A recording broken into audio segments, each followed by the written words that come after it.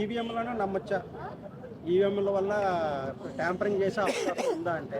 ఇప్పుడు national wide అదే చర్చ జరుగుతుంది కదా, కానీ ఓడిపోయిన వాళ్ళందరూ కూడా ఈవీఎంతో ట్యాంపరింగ్ జరుగుతుంది అవి అంటున్నారు. మీరు మీరు ఒక పొలిటికల్ అనలిస్ట్గా అటువంటి అవకాశం ఉంది, ఎవరు చేయగలుగుతారు అంటే ఏం చెప్తారు? అంటే ఖచ్చితంగా దాన్ని మనం చెప్పలేము.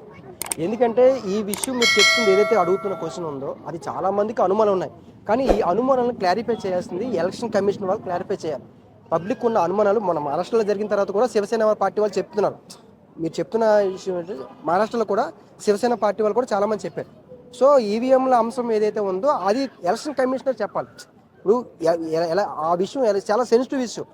ఈ విషయాన్ని ఏదైనా అనుమానం ఉంటే వాటిని డాక్యుమెంట్ రూపంలో ఎలక్షన్ కమిషనర్కి ఫిర్యాదు చేసినప్పుడు ఎలక్షన్ కమిషనర్ దాని విషయాన్ని ఎక్స్ప్లెయిన్ చేస్తారు. గతంలో కూడా పార్లమెంట్లో కూడా ఈవీఎంని చూపించి చెక్ చేయడం జరిగింది. కాబట్టి ఈ విషయానికి ఏదైతే అనుమానాలు ఉన్నాయో వీటిలన్నింటిలో కూడా ఎలక్షన్ కమిషన్ ఎలాన్ మస్క్ లాంటి పెద్ద స్టార్ అంటే పెద్ద ఆయన ర్యాకెట్లు పంపిస్తున్న ఆయన అంతటా ఆయన ఈవీఎంలను నమ్మలేము అని చెప్పేసి ఖచ్చితంగా కన్ఫర్మ్గా చెప్పేసాడు. ఈవీఎంలను హ్యాకింగ్ చేయవచ్చు అని చెప్పేసి మరి ఆయన మాటలను పరిగణలో తీసుకోకూడదంటారా? అంటే చెయ్యొచ్చు అన్నారు కానీ చేశారు అనలేదు కదా.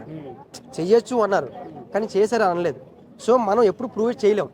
దాన్ని ఎవరు ప్రూవ్ చేయాలి? ఎలక్షన్ కమిషన్ వాళ్ళే ప్రూవ్ చేస్తారు. నేను అంటుంది అది కాదు, పాసిబిలిటీ ఉందా లేదా అది మనం చెప్పలేం. ఎక్స్పర్ట్ చెప్పాలి.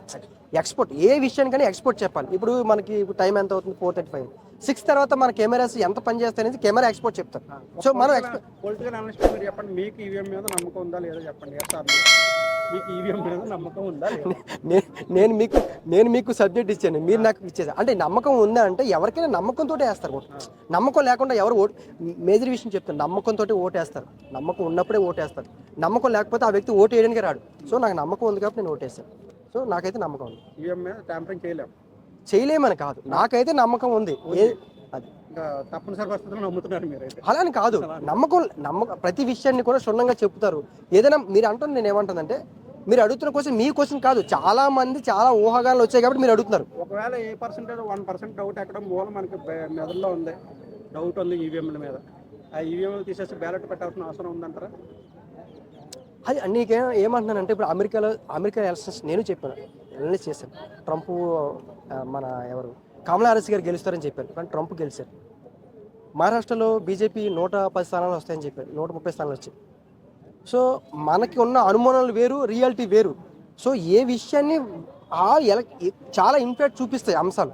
సో వాళ్ళు ప్రజల అనుమానాలు ఏవైతే ఉంటాయో వాటిని నిరూపణ చేయాల్సిన బాధ్యత వాళ్ళది ఉంటుంది. అనుమానాలు లేకుండా ఎవరు ఉండరు. అందరికీ కొన్ని అనుమానాలు ఉంటాయి. వాటిని ప్రభుత్వాలు లేకపోతే దానికి సంబంధించిన యంత్రాంగం క్లారిఫై చేయాలి.